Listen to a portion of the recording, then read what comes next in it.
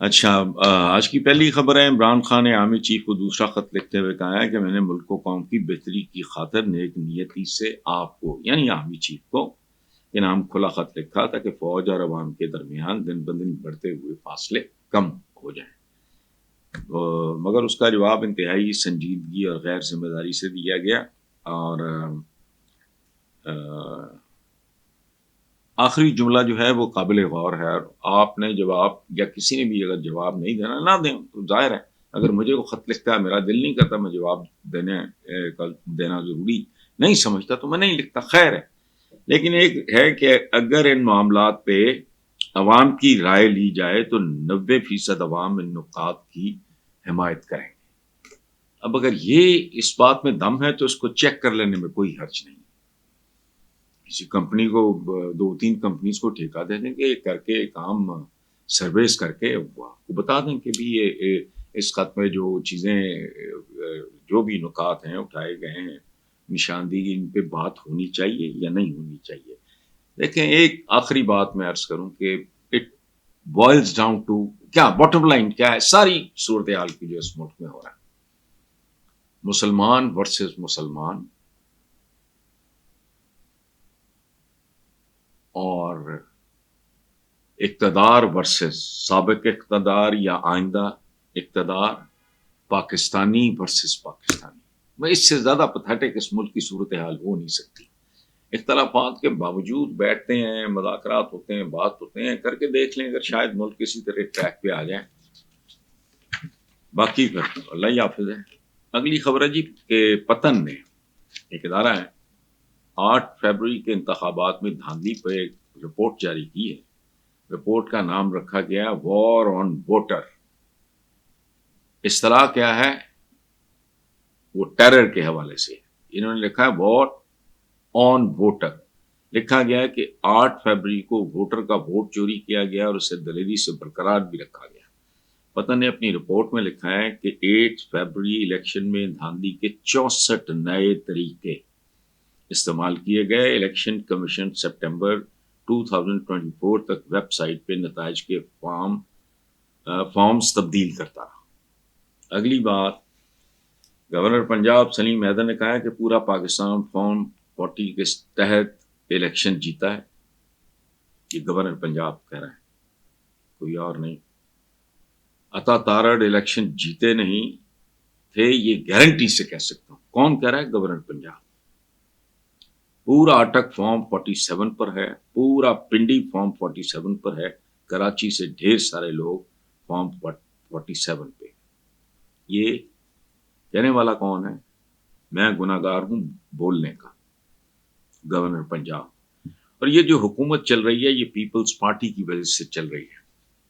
نواز شریف انہیں نتائج پر گزارا کریں، اصل نتائج سامنے آ گئے تو نواز شریف اس سے بھی زیادہ پریشان ہو جائیں گے۔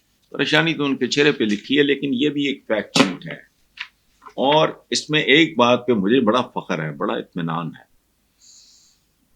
میرے کو 10-12 مجموعے ہیں کالموں کے، کوئی ان میں سے اٹھا کے دیکھ لیں، 10 سال پہلے، 15 سال پہلے، 20 سال پہلے، 25 سال پہلے، 30 سال پہلے کے کالمس ہیں۔ ان میں نے اس ملک میں جمہوریت پہ ہمیشہ لعنت بھیجی، کیونکہ یہ کبھی جمہوریت تھی ہی نہیں، یہ ذہن میں آپ رکھیں۔ ہر بار میں یہ کہتا ہوں، وہاں بھی میں یہ دلیل دیا کرتا تھا کہ میں بے وقوف نہیں ہوں، گندی نالی کا پانی مجھے دو گے، اوپر آب زمزم لکھ دو گے تو میں پاگل ہوں؟ میں نے کہا یہ فراڈ ہے، یہ چند خاندانوں کا فراڈ ہے، کھیل ہے، ان کے لیے یہ آنکھ مچولی ہے، چند خاندانوں کے لیے۔ عوام بکتے ہیں، عوام کا تو رول ہی کوئی نہیں۔ جمہور نکلا ہے جمہوریت سے نکلا ہے جمہور کا مطلب ہے عوام، ان کا ٹکے کا رول نہیں، نہ وہ اسمبلیوں میں، نہ نیشنل، نہ پروونشل اسمبلیز میں، نہ سینٹ میں، ان کا تو کوئی رول ہی نہیں ہے۔ اس کے نام پہ، یعنی لوگوں کے نام پہ لوگوں کو لوٹنا اور ان کے لوگوں کے ملک کو یہاں تک لے آنا، دس از واٹ یور جمہوریت ہے۔ اور ہماری بد نصیبی کی انتہا ہے کہ ہمیں خالص کچھ نہیں ملتا، نہ خالص فضا ہے، نہ خالص ہوا ہے، پولیوٹڈ ہے۔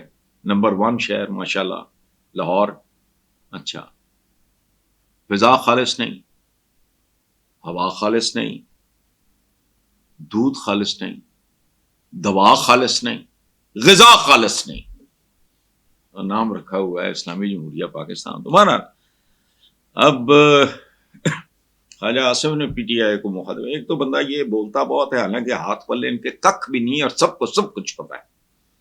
بندہ شرما ہی جاتا ہے، نہیں تو مٹھی رکھتا ہے اور کچھ نہیں، لیکن بولنا ضرور ہے. خواجہ آصف نے پی ٹی آئی کو مخاطب کرتے ہوئے کہا ہے احتجاجی جلسہ کرنا ہے، آئیں پنجاب میں کریں، سندھ بلوچستان میں کریں، جہاں آپ کا کلیم ہے کہ آپ کے ساتھ جاتی ہوئی. کدھر ہے پتا نہیں کس دنیا میں رہتے ہیں، کس ڈٹائی سے بات کر رہے ہیں. کسی اور صوبے سے عوام تو درکنار، آپ کی تو لیڈرشپ تک روپوش ہو جاتی ہے. پی ٹی آئی ایک ایسا پودا ہے جو صرف سرکاری نرسنگ پر طور پہ ہے. کون کہہ رہا ہے جو پیداوار ہی، ان کے تو بزرگ تک پیداوار ہے. جنرل ضیاء کی باتیں کیا کر رہے ہیں جو صرف سرکاری نرسنگ میں. خیر، اگلا ہے جی، نوشہرہ میں نامعلوم افراد نے دور جاہلیت کی یاد تازہ کر دی. نامعلوم افراد نے کمسن بچی کو پیدائش کے فوراً بعد زمین میں زندہ دفنا دیا. چند دن پہلے خبر آئی تھی ایک 75 سالہ بوڑھی عورت کے ساتھ زیادتی کر کے اسے قتل کیا گیا. سارے اخباروں میں. اور اس عورت کا، اس بوڑھی عورت کا کوئی والی وارث نہیں تھا. اہل محلہ اس کی دیکھ بھال کرتے تھے، اس کو کھانا دیتے تھے. اندازہ لگاؤ یار کہاں پہنچا ہوا ہے. ہاں، کمسن بچی کو پیدائش کے فوراً پچھلے دنوں تھا کسی نے ماں کو مارا، کسی نے باپ کو ٹھڈے مار رہا ہے. عجیب طرح کی صورتحال ہے، اپنی سمجھ میں نہیں آتی. اچھا، اور کمسن بچی کو پیدائش کے فوراً بعد زمین میں زندہ دفنا دیا گیا. اچھا، اس ملک میں جو لوگ ہیں خاص طرح کے، وہ اپنے سروائیول کی جنگ میں اتنے مصروف ہیں کہ انہیں لوگوں کی نفسیات، ان کا فلانا. میں نے جو بائکرز لین کی حمایت کی تھی اس کی ایک وجہ ہے، ان میں ان کی زندگیاں بچتی. میں نے بلکہ ایک دو چیزیں اور سجیسٹ کی تھی کہ ہر موٹر بائک پہ دائیں بائیں شیشہ ہونا چاہیے، یہ ہونا چاہیے، وہ ہونا چاہیے.